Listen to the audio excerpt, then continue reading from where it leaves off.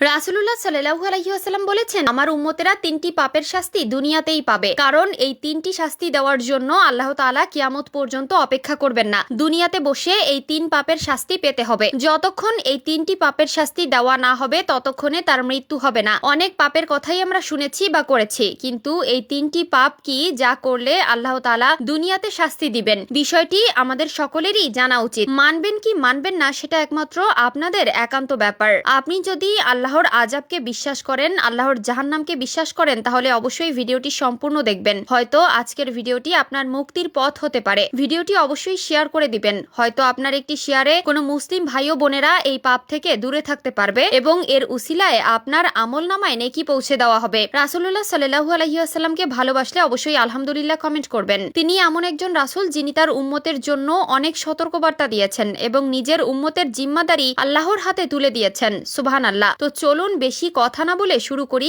আজকের ভিডিও।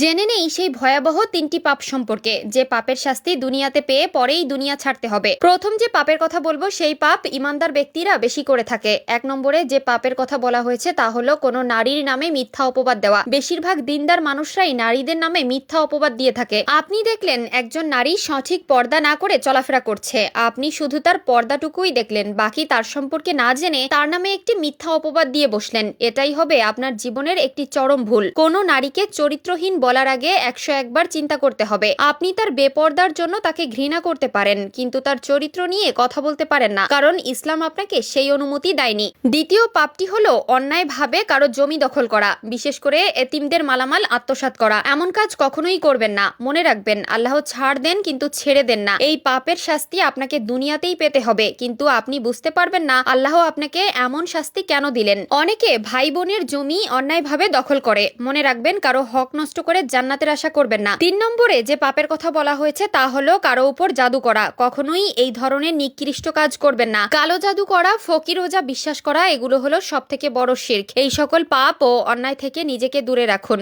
এবং অন্যকেও দূরে থাকার পরামর্শ দিন। আল্লাহ তাআলা আমাদের সবাইকে সঠিক বুঝ দান করুক, আমিন। প্রত্যেকটি ধর্মে কেন মিথ্যা কথাকে মহাপাপ বলা হয়েছে তা নিয়েই আধুনিক গবেষকরা একটি নতুন তথ্য দিয়েছে। একটি মিথ্যা কথা বললে মানুষের কি ক্ষতি হয় তারই বাস্তব উদাহরণ দিয়েছে আধুনিক সভ্যতা। এবং মিথ্যা কথা বললে যে 5টি মারাত্মক রোগ হয় তা কতটা কঠিন এবং একটা মানুষকে কোন পর্যায়ে নিয়ে যেতে পারে তারও সত্যতা তুলে ধরেছে।